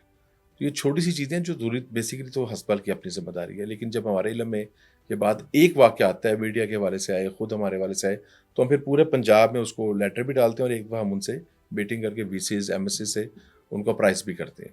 نشتر ہسپتال میں جو ایڈز کا افسوسناک واقعہ پیش آیا، کیا اس کی جو انکوائری ہے وہ بھی زیر التوا کا شکار ہے یا مکمل ہو چکی ہے؟ نہیں، ابتدائی انکوائری تو آگے تھی جس کے بنیاد پہ پیڈا لگایا گیا تھا. پیڈا کی انکوائری کا اپنا ایک طریقہ کار ہے، وہ ہیلتھ کے افسر نہیں کرتے، کوئی اور ڈپارٹمنٹ کے سینئر افسر کرتا ہے. تو چونکہ ان کے پاس کئی انکوائریز ہوتی ہیں، وہ انکوائری چل رہی ہے اور وہ بڑا افسوسناک واقعہ ہے. سی ایم صاحبہ خود وہاں پہ گئی تھیں نشتر میں، اور وہ غیر ذمہ دارانہ رویہ ہمارے بہت سینئر لوگوں کا، اور اسی وجہ سے ان کو جو تھی ان کو سسپینڈ کیا گیا تھا اور ان پہ پیڈا ایکٹ کے تحت کارروائی کی گئی تھی. ٹھیک. اچھا، جو مختلف ہسپتال ہیں ان میں کب تک ایم ایس کی ہائرنگ مکمل ہوگی؟ کیا ایم ایس میرٹ پہ رکھے جائیں گے؟ کیونکہ ابھی 90% جو ایم ایس ہیں ان کو اضافی چارج ملے ہوئے ہیں. سادہ بیٹا، یہ نا بڑا ایک کمپلیکس کوشچن آپ نے کیا ہے. میں چیزوں کو بہت محتاط طریقے سے بولتا ہوں، لیکن یہ میں ضرور آج کہنا چاہوں گا کہ پاکستان میں تھوڑا سا ہر میدان میں، میرے اپنے قبیلے میں بھی بہت زیادہ یعنی کہ ایک شارٹیج ہے اسکل لوگوں کی. اس ہسپتالوں میں ہم کبھی جنرل کیڈر کے لوگ لگاتے ہیں، کبھی ٹیچنگ کیڈر کے لوگ لگاتے ہیں. پچھلے سال جب ہماری حکومت آئی تو نگران حکومت سے پہلے جو پی ٹی اے کا دور تھا، اس دور میں ایم ایس پیسے دے کے لگ رہے تھے. 50 لاکھ روپے کا ریٹ تھا. ہمارے لیے سب سے پہلا ٹاسک تھا کہ بہتر لوگ لگائیں، آنیسٹ لوگ لگائیں تاکہ پروکیورمنٹس بہتر ہوں، سسٹم بہتر ہو. ہم نے پہلے اسٹیپ پہ وہی کیا. اب جب سال گزر گیا تو ہم آہستہ آہستہ مستقل لوگ لگا رہے ہیں. عید کے بعد ہم میٹنگس کر رہے ہیں جس میں ہم، میرا خیال ہے کہ 15 سے 20 ہسپتالوں کے ایم ایس فائنل کریں گے. 100% میرٹ پہ ہوگا. وہ ایک کمیٹی ہے، اس میں میں بھی ایک ممبر ہوں، سیٹ صاحب بھی ایک ممبر ہیں، اور اس میں 4 لوگ اور ممبرز ہیں جو پروفیشنلز ہیں. تو وہ ایک مارک شیٹ ہوتی ہے جس کی ہم شیٹ کریں گے. اور ہم ایک نیا چیز لا رہے ہیں جو میں آپ کے پروگرام میں پہلی دفعہ بتانا چاہوں گا. جو ہمارا جنرل کیڈر ہے یا مینجمنٹ کیڈر ہے، ہم اس کی ٹریننگ اور ماڈولس بنوا رہے ہیں. اور جو بھی ایم ایس لگے گا وہ 3 ماہ کا اس کو کورس کرنا پڑنا ہے. اس میں پروکیورمنٹس بھی ہیں، مینجمنٹ بھی ہے، جینیٹوریل بھی ہے، سیکورٹی بھی ہے، پروکیورمنٹس بھی ہیں، فائنینشیل بھی ہے، آڈٹ بھی ہے. تو پورے ماڈولس بن رہے ہیں. اس کی بنیاد پہ ہمیں فائدہ یہ ہوگا کہ میو، گنگا رام میں جو بھی ہمارا ایم ایس لگے گا، ظاہر وہ ایک ڈاکٹر ہیں، ان کا اپنا ایکسپیرینس ضرور ہے، لیکن جو جدید خطوط سے ان کو ٹرین کرنا نا، اس کے لیے ہم اس وقت کام کر رہے ہیں تاکہ آنے والے جو ایم ایس ہوں گے، جو بھی ایم ایس لگے گا اس کو وہ کورس کرنا پڑنا ہے. اس کے بعد وہ ایم ایس لگے گا. اس سے میں سمجھتا ہوں کہ چیزوں میں پہلے سے بہتری ہوگی انشاءاللہ. اچھا، ای ٹینڈرنگ بیسکلی کیا ہے؟ اس کی شفافیت کے لیے کیا کام کیا جا رہا ہے؟ کیونکہ جو جینیٹوریل سٹاف ہے، پارکنگ ہے، اس کے ٹھیکے جو ہے مختلف لوگوں کے پاس ہے اور اس میں بڑے گھپلے ہو رہے ہیں. دیکھیں جو ای ٹینڈرنگ ہے نا، اس سے بڑا فائدہ ہوا ہے. وہ صرف ہیلتھ پہ نہیں ہوا، سی این ڈبلیو اور باقی محکموں بھی ہوا ہے. ای ٹینڈرنگ کی وجہ سے جو کمپٹیشن ہے کمپنیز کا وہ واضح ہو جاتا ہے، سسٹم واضح ہو جاتا ہے، اور جو لوپ ہولز ہیں وہ کم سے کم رہ جاتے ہیں. دوسرا جو آپ نے بات کی ہے، دوسرا آپ نے پوچھا ہے کہ جو اس کی وجہ سے جو شکایات آ جی رہی ہیں، شکایات آ رہی ہیں، گھپلے ہو شکایات تو رہے ہیں دیکھیں بہت. وہ گریونس کا موقع ہر ایک کو دیا جاتا ہے. گریونس کمیٹی ہر جو ایک ٹینڈر ہوتا ہے ہوں تو گریونس کا ایک ٹائم ہوتا ہے. اس گریونس کے ٹائم میں کوئی بھی کمپنی جس کو شکایت ہے وہ متعلقہ جو مجاز فورم ہے اس کو وہ اپلائی کر سکتی ہے اور گریونس کو ایڈریس کیا جاتا ہے. اگر وہ مطمئن نہ ہو تو پھر کورٹ وہ جا سکتے ہیں. سو اس کا مطلب جو اگر کورٹ لوگ نہیں جا رہے تو پھر اس کا مطلب گریونس میں وہ سیٹسفائی ہوتے ہیں، ان کو ایڈریس کیا جاتا ہے. تو گریونس کا اسٹیپ موجود ہے جو مختلف کمپنیاں ایک دوسرے کے خلاف کر سکتی ہیں. اور سیکنڈ اسٹیپ پھر کورٹ میں ہے، کورٹ بالکل اپنا پھر فیصلہ کرتی ہے. ٹھیک ہے. اچھا سلمان صاحب یہ بتائیے گا کہ میو اسپتال کے جو ایم ایس ہے انہیں موقع پہ معطل کیا گیا تھا سی ایم پنجاب کی جانب سے، لیکن اس کے بعد ان کا یہ بیان سامنے آیا کہ وہ پہلے ہی ایم ایس نہیں رہنا چاہتے تھے اور وہ ریزائن کر چکے تھے. تو اس کے پیچھے کیا وجوہات ہیں؟ اچھا وائی ڈی اے نے بھی کچھ اس طرح کے بیانات جاری کیے دیکھیں تھے. ایم ایس صاحب سے میرا پہلی بات ہے احترام کا تعلق ہے. غلطی کوتاہی اور سستی کا انہوں نے بالکل مظاہرہ کیا، لیکن بحیثیت ایک پروفیسر کے اور بحیثیت ایک آرتھوپیڈک پروفیسر کے میں نے بے شمار پور پیشنٹ کا ان سے کام کروایا. جو پچھلا ریزائن تھا وہ ریزائن اس وجہ سے نہیں تھا، وہ جو صوبائی مہوتسو تھے ان کا کوئی نوٹس سب ہوا تھا اور ڈاکٹر صاحب کو خیر اس کا پتہ نہیں لگا اور آگے سے شاید انہوں نے کوئی کمنٹ کیا جس کی وجہ سے ان کو نوٹس کنٹمپٹ کا آ گیا تھا اور اس پر انہوں نے ڈپارٹمنٹ کہا تھا کہ میں ریزائن کرنا چاہتا ہوں. ڈپارٹمنٹ کا موقف یہ تھا کہ جب کسی بھی کورٹ عدالت ہو یا صوبائی مہوتسو ہو ان کا کنٹمپٹ کا نوٹس آ جائے تو اس کو نوٹس کو ایڈریس کرنے کے بعد ڈپارٹمنٹ مجاز ہے اس بات کا کہ آپ کا ریزائن دے. تو پھر وہ مسئلہ سیٹل ہو گیا تھا. پھر ڈاکٹر صاحب نے کام کرنا شروع کر دیا تھا. ایک دن پہلے جب سی ایم صاحب نے جانا تھا میرا ان سے مسلسل رابطہ رہا اور میں نے ان کو بتایا تھا کہ چیف صاحبہ کا وزٹ متوقع ہے، آپ اپنی تیاری اور بہتری کر لیں. تو بہرحال وہ نہیں کر سکے، وہاں پرفارم نہیں کر سکے. اور یہ دیکھیں سی ایم صاحبہ کا اکیلا فیصلہ نہیں تھا، یہ کنسنسس فیصلہ تھا، اس میں میری رائے بھی شامل تھی اور میں چیزوں کو اون کرتا ہوں. اور شاید میری بات اچھی نہ لگے، اگر سی ایم صاحبہ وہاں پہ یہ اسٹیپ نہ لیتی تو میں اور عثمان صاحب نے اسٹیپ لے لینا تھا. اور مجھے اس میں کوئی کنفیوژن نہیں ہے کیونکہ جب میں گیا اور جو چیزیں میں نے خود آبزرو کی وہ مجھے بہت موقع پہ افسوس ہوا. اچھا سر میو اسپتال کی بات کریں تو وہاں پہ پارکنگ کے بڑے مسائل ہیں. وہاں پہ رات 7 بجے کے بعد لوگوں سے اوور چارجنگ کی جاتی ہے، 30 روپے لیے جاتے ہیں. اس طرح سے جب لکھا ہوا 20 روپے تو اسے زیادہ بڑھا کے 30 سے 40 50 تک لیے جاتے ہیں. اس کے اوپر کیا کام ہو رہا ہے؟ معاشرہ جو ہے نا وہ مادہ پرست اور لالچ کا شکار ہے. پہلے تو میں اس پہ آؤں گا، پھر میں اپنی ذمہ داری پہ آؤں گا. افسوسک بات یہ ہے جو آپ نے بات کی، آپ نے بالکل جی ٹھیک بات کری. یہ شکایت صرف میو کی نہیں ہے، یہ پورے پنجاب کے اسپتالوں سے شکایت آتی ہے. ذمہ داری ایم ایس ایس کی یہ ہے کہ جب آپ کانٹریکٹ کرتے ہیں، جو ہم نے کانٹریکٹ آف سینٹر کانٹریکٹ کرتی ہے، تو اگر اوور چارجنگ ہوتی ہے تو آپ ان کو سخت جرمانے کریں وینڈرس کو، اور اس پہ آپ کو بالکل معاف نہیں کرنا چاہیے. میں جب بھی کبھی وزٹ کرتا ہوں ہسپتالوں میں تو میں اپنے جو میرا اپنا ذاتی اسٹاف ہے ان کو میں بھیج دیتا ہوں خاموشی سے، تو مجھے پتہ لگتا ہے اوور چارجنگ ہو رہی ہے کہ نہیں ہو رہی. پھر میں تو موقع پہ ضرور جرمانہ کرواتا ہوں. اور میو کے والے سے بالکل انسٹرکشنز دے دی گئی نئی انتظامیہ کو کہ آپ ایس او پی کے مطابق چلیں. اگر کوئی اوور چارج کرتا ہے، کنٹین میں صفائی ستھرائی نہیں ہے تو ان کو بالکل اسٹرکٹ ایکشن لیں ان کے خلاف اور بالکل میرٹ پہ کمپرومائز نہیں کرنا چاہیے. اچھا سر محسن نقوی صاحب جو ہیں وہ چیئرمین کرکٹ بورڈ ہیں، ان کی آپ بھی بڑی تعریف کرتے ہیں کہ وہ بڑے اچھے چیئرمین ہیں، لیکن کیا آپ کو لگتا ہے کہ پاکستان کی جو سلیکشن کمیٹی ہے اس میں انہوں نے بہترین کردار ادا کیا ہے جو ابھی ریسنٹلی ہوا چیمپئنس ٹرافی میں؟ لیکن بیٹا مجھے کرکٹ کا نا بالکل شوق نہیں، میں کرکٹ لور نہیں ہوں. صرف انڈیا پاکستان کا جب میچ ہوتا ہے تو پاکستان کے لیے دعا ضرور کرتا ہوں. لیکن یہ اللہ کا قانون ہے کہ جو اچھا کھیلے گا وہ جیتے گا. انڈیا ڈیزرو کرتی تھی، انہیں جیتنا تھا، محنت کی، جیتے. میرا خیال ہے کہ جو سلیکشن کمیٹی ہے اور کرکٹ رول بورڈ ہے انہوں نے بھی کافی چیز کو ریئلائز کیا ہے اور میرا خیال ہے آئندہ بھی اس پہ کافی محنت کریں گے. ٹیلنٹ موجود ہے پاکستان میں، ٹیلنٹ کو میرٹ پہ اگر ہم آگے دیں گے تو چیزیں بہتر ہوں گی. اور میرا خیال ہے کہ محسن اب اس میں کام کر رہے ہیں. ابھی چند دن پہلے جب یہ آپ نے جو پہلا سوال کیا تھا، میرا خیال ہے کہ وہ بھی اس وقت کسی کرکٹ کنٹرول بورڈ جو انٹرنیشنل فورم ہے میرا خیال ہے وہیں گئے ہوئے تھے وہ. ٹھیک. اچھا سر آج کل جو پرائیویٹ کالجز ہیں، میڈیکل کالجز، وہ میرٹ کے اوپر اتنی توجہ نہیں دے رہے ہیں. آپ کو لگتا ہے کہ آنے والی جو جنریشن ہے ڈاکٹرس کی وہ اس قابل ہوگی کہ وہ بہتر علاج کر سکیں؟ اس سوال کا نا میں چلے سچا جواب دیتا ہوں. اور کئیوں کو برا بھی لگتا ہے میری بات، لیکن سچ بولنا پڑے گا. دیکھیں جو پرائیویٹ میڈیکل کالجز ہیں نا میرے لیے سارے قابل عزت ہیں. میں کسی بھی ادارے کی جو بزنس کر رہا ہے یا کام کر رہا ہے میں کسی کے خلاف نہیں ہوں، لیکن بحیثیت منسٹر کے یہ میری ذمہ داری ضرور ہے پاکستانی کے کہ میں کوشش کروں کہ میرے لوگوں کے لیے بہتر سے بہتر صورتحال ہو. ہم نے 2017 میں ان کو میرٹ پہ کیا تھا. پہلی بات ہے کہ جتنی پرائیویٹ میڈیکل کالجز ہیں ان کا داخلہ میرٹ پہ ہے. اب میں بتاتا ہوں کیسے میرٹ پہ ہے. ہمارا جو سرکاری میڈیکل کالج ہے ان میں داخلہ شروع ہوتا ہے 97% سے، کئی کا 97% پہ بچہ جو ہے وہ داخل جی ہوتا ہے، اور آخری ہمارا تقریباً 94 سے 1.1 کام ہو سکتا ہے ڈی جی خان کا. ہمارا آخری ڈی جی خان ہے. جب ہمارا میرٹ ختم ہو جاتا ہے تو پھر پرائیویٹ کا شروع ہو جاتا ہے. علیم، شریف میڈیکل، ان کی چونکہ فیسیں بہت مناسب ہیں، ٹرسٹ ہے یہ، تو ان کا جو ہے وہ 89 90 91% والا بچہ ان کے پاس چلا جاتا ہے.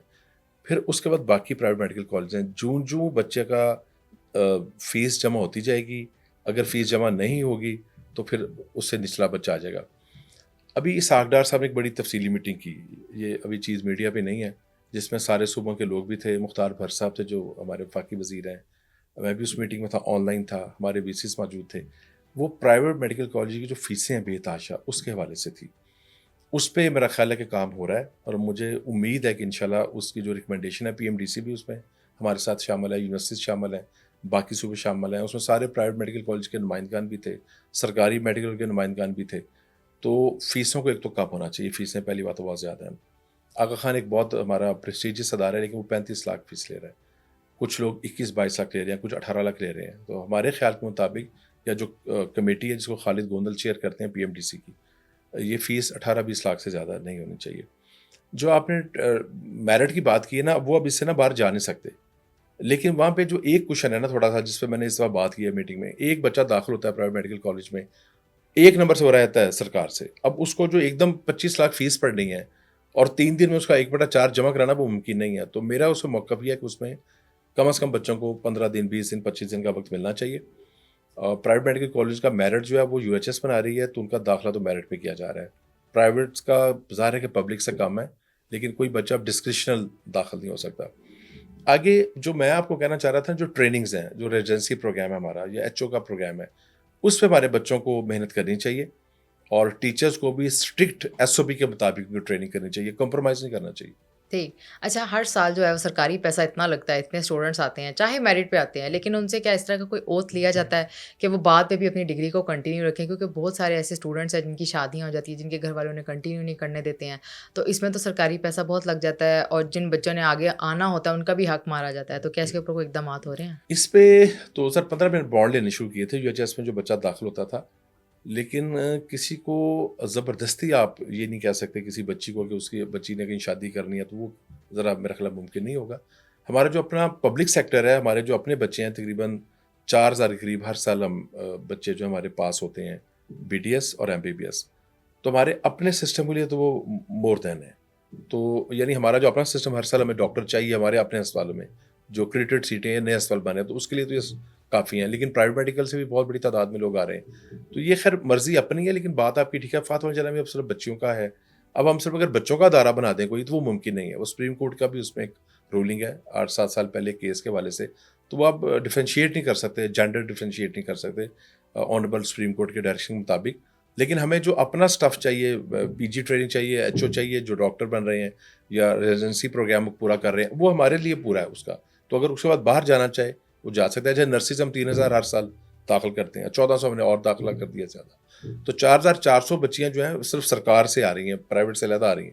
تو ہمارے اپنے سسٹم کے لیے بچیاں کافی ہیں, اور اس کے علاوہ کوئی بچی اگر باہر جانا چاہتی ہے تو ضرور چاہے. ٹھیک. اچھا سر, پی آئی سی کے جو مسائل ہیں ان کو کیسے حل کیا جائے گا؟ ادھر بہت سارے جو پیشنٹس ہیں ان کو ہمیشہ مسائل رہتے ہیں, یا میڈیسنس کی کمی ہوتی ہے, یا پھر انہیں بیڈ جو ہیں وہ میسر نہیں ہوتے. دیکھیں, گورنمنٹ پنجاب جو ہے نا, اس کا الحمدللہ بیسٹ سسٹم ہے پاکستان میں, اور ہمارے جو ادارے ہیں وہ بہت بہتر کام کر رہے ہیں.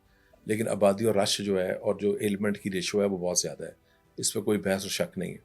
ہم تو اینڈ پہ ہیں کہ جب بھی پیشنٹ ہمارے پاس آئے گا, اس کو ویل چیئر پہ رکھیں, اس کو ایک بیڈ پہ 2 پیشنٹ رکھیں, ہم نے اس کا علاج کرنا, ہم اس کو ریفیوز نہیں کر سکتے. جو کارڈک اس وقت صورتحال ہے, اس پہ چیف منسٹر صاحبہ بہت زیادہ کام کر رہی ہیں. میں تھوڑا اس پہ بات کرنا چاہوں گا. پیڈیاٹرک کارڈک سرجری آپ کے علم میں ہے, جو بچے پیدا ہوتے ہیں ان کے دل میں سوراخ ہوتا ہے, وہ ایک بہت بڑا ایشو ہے, اور کئی ہزار بچے جو ہیں وہ ویٹنگ میں ہیں. اسی کے لیے ہم نے پچھلے سال پروگرام شروع کیا تھا وزیر اعلیٰ صاحبہ کا 5 ارب کی رقم سے, جو پبلک اور پرائیویٹ دونوں میں آپریشن کیے جا رہے ہیں. اس وقت ہم پرائیویٹ سیکٹر میں 700 سے زائد آپریشن کر چکے ہیں, جو پبلک میں جو ہو رہے ہیں اپنے اس سے زیادہ ہیں. تو اسی طرح ڈرٹ کارڈک سرجری میں ہم کام کر رہے ہیں. جیسے ہم نے آتے ہی ریویار خان کو ایکٹیو کیا, ریویار خان میں سرجری شروع ہو چکی ہے. ہم ان کو 100 سیٹیں مزید دے رہے ہیں, جو ہم نے کیبنٹ سے کلیئر کروا لی ہیں. سائی وال جو کارڈک انسٹیٹیوٹ ہے, وہ ہمارا انشاءاللہ اگست میں کام شروع کر دے گا. باقی جو ہمارے کارڈک انسٹیٹیوٹس ہیں ان کی ہم کیپیسٹی بلڈنگ کر رہے ہیں. سرگودا آپ کو پتا ہے بہت تیزی سے نواشی کارڈک انسٹیٹیوٹ بن رہا ہے 200 بیڈ کا. پی ایس سی 2 جنا کے سامنے بہت تیزی سے بن رہا ہے. تو ان اداروں کے بننے کے بعد پنجاب میں اوور آل, کیونکہ یہ سب چیزیں انٹر لنک ہیں, لاہور پہ لوڈ لاہور کا بھی ہے, لاہور کے باہر کا بھی ہے. تو جب سرگودا کام شروع کر دے گا تو لاہور اور فیصل آباد میں اس کا کم ہوگا لوڈ, اور جب لاہور کا دوسرا کارڈک شروع کر دے گا تو پی ایس سی پہ لوڈ کم ہو جائے گا, جس سے جو اوور آل کارکردگی ہے وہ بیسیکلی وہاں پہ ایک جو رش ہے نا وہ بھی ایک بہت بڑی بنیاد ہے. اس میں آپ ایک دیکھیں لمٹ ہے ایک جگہ کی. ہم نے بہت کوشش کی جو ویل چیئر سے کس طرح بیڈ لگائے, بیڈ کی جگہ نہیں ہے. تو آپ کے پاس جو انفلکس آ رہا ہے پیشنٹس کا, اس کو ڈائیورٹ کرنے کے لیے ہم نئے ہسپتال بنا رہے ہیں, اور جو پرانے ہسپتال ہیں ان کی کیپیسٹی بلڈنگ کر رہے ہیں. اس طرح جو کارڈک سرجری ہے ایڈلٹ, اس پہ بھی ہم پروگرام اس وقت ہم کام کر رہے ہیں, جو انشاءاللہ ہم بہت جلد لائیں گے, جس سے ہم اس کی اسپیڈ ڈبل کر دیں گے تاکہ جو ویٹنگ ہے وہ کم ہو.